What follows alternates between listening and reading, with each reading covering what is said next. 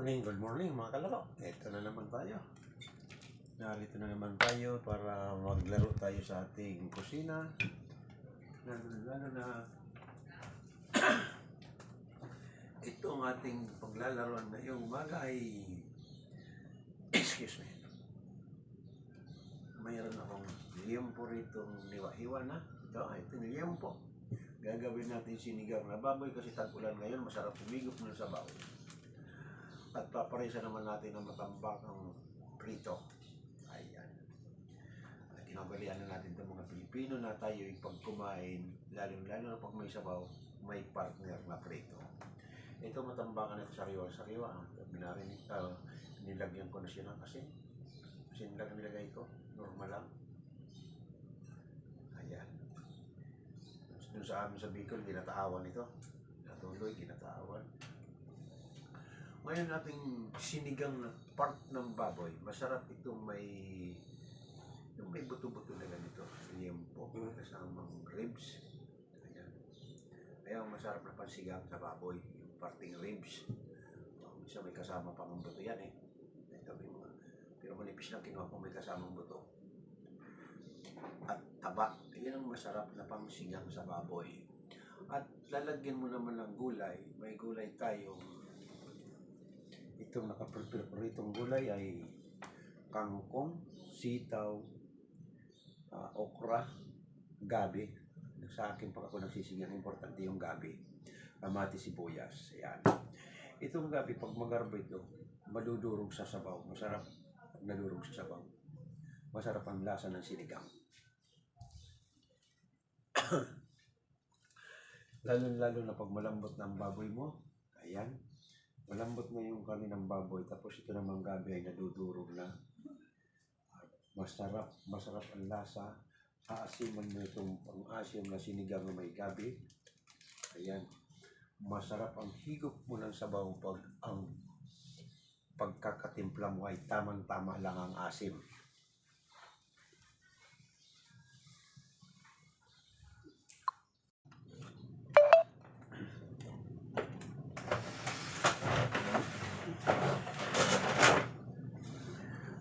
Good morning mga ka-TikTok.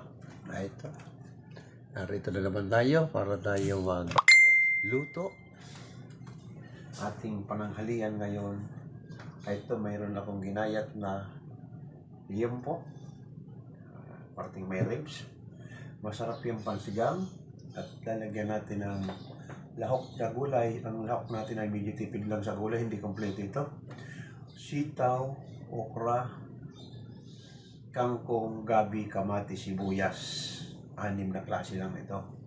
Pero pag kumpleto yan, mayroon pa yan labanos, puso ng saging, talong. Ayan. Yan ang mga wala. Dahil ito ay pangkonsumo lang, kaya kahit medyo kulang sa lahok, ay okay na lang.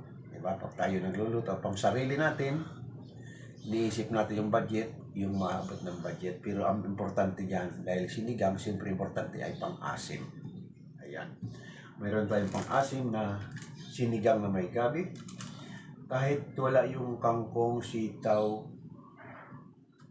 okra, gabi na yan. Ang importante sa sinigang, kamatis, sibuyas at pang-asim. Ayan. Talagang walang-wala. Pwede mo na tawagin sinigang. Wala ka ano ng gulay. Pero kung gusto mo naman may gulay na pumasok sa iyong katawan ay vitamins ang hinahanap mo, ayan. Maglahok ka ng gulay para yung vitamin ang papasok sa katawan mo ay nandun sa mga gulay. Paparisa natin siya ng fried fish na matambaka. Ito sariwa-sariwa itong matambakang ito. Ayan. Yan ang ipaparis natin sa sinigang na baboy. Good morning sa mga dumadaan. Ella, good morning.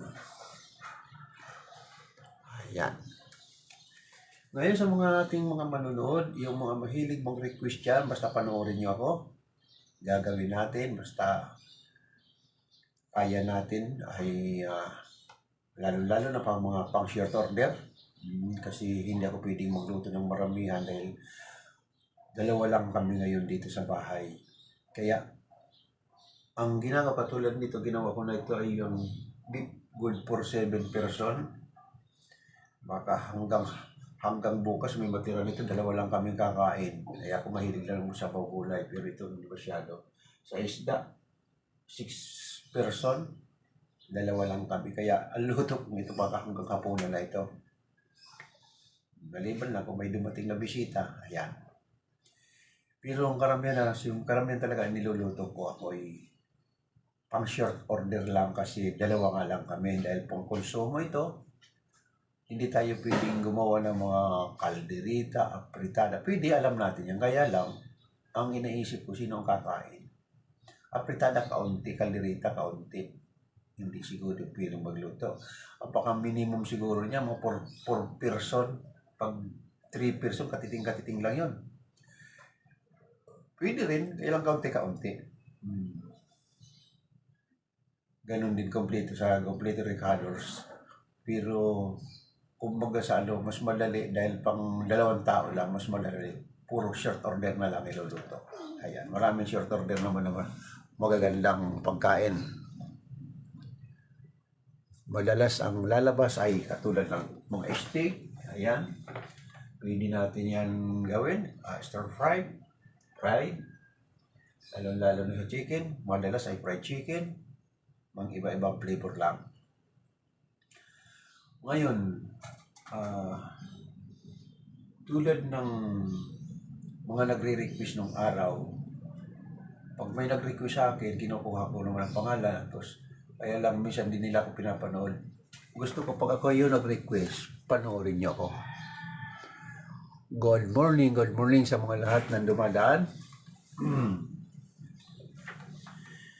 Ngayon ang ating pagluto ng baboy, lalong-lalo na sa mga baguhan. Pag ikaw nagpakulo nito, ay unang kulo tatanggalin mo ang bula, tapos medyo hinaan mo apoy. Ayan. Tapos sa ating mga baguhan, huwag ka maghihiwa ng makakapal. Kailangan kahit malapad, basta manipis. Basta manipis ang hiwa mo, ulan yan, manipis ang hiwa mo, madaling lumambot. Kasi pag makapal, matagal lumambot.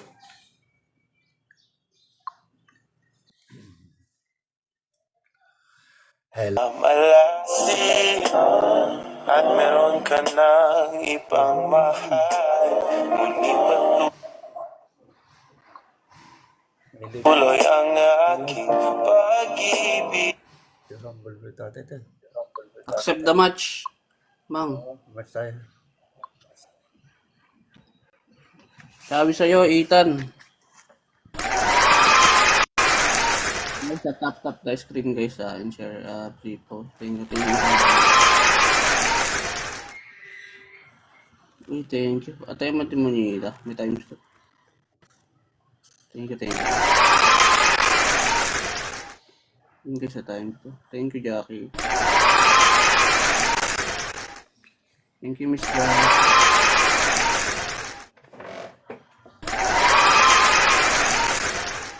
Thank you, Miss Jackie. ay, dami mo sa pagkakas pala. 25 boons ka na, 21 points ka na. Dami mo followers. Naka-times. Pero pag binilang niya po yan, 10 lang po yan, nag-times 2 lang po kasi. Kaya po nag-21. Ganun po. Ito maya-maya, nandun na tayo sa tapat ng kalan. Mayroon akong live cooking. Thank you po. Kaya ano rin po kayo, nag-live po kayo ng mga pagluluto po. Mayroon akong ginagawa araw-araw talaga, live cooking bilang binansagan ako ni TikTok na tutorial cooking. Nung ako mag-viral, pinagpatuloy ko yung aking pagka-tutorial cooking. Nagluluto ko araw-araw ng 2 putahe para ipakita natin sa mga kabataan na gustong matutong magluto. Idinidemo ko ito Pero para ano masundan po, nila. pero ano po kayo, I mean, parang meron po ba kayong store po dyan or nagtitinda po kayo ng ulam or ano po? Hindi. Nung araw, nagkakarinderya ako. Ngayon, hindi pang konsumo lang ito. Katulad na 2 lang kaming tao rito. Kaya kaunti-kaunti lang niluluto ko. Pero ito luluto ko. Okay, kala po Abot ng 6 servings ito. So kada po ano pala, halimbawa yan, kada a day, Oo, dalawang everyday. dalawang Everyday. putahe ang niluluto mo araw-araw. Everyday nagluluto ko 2 putahe. Ayan ang ginagawa ko. Dinidimo ko ito para masundan tayo ng mga kabataan na Yun gustong po pala matuto yun. magluto. Marami naman na Kasi maganda po yung nagko-comment, nababasa ko na yun nga, tuwan-tuwa sila at mayroon silang napapanood na ganito at mayroon silang Opo. gagayahin.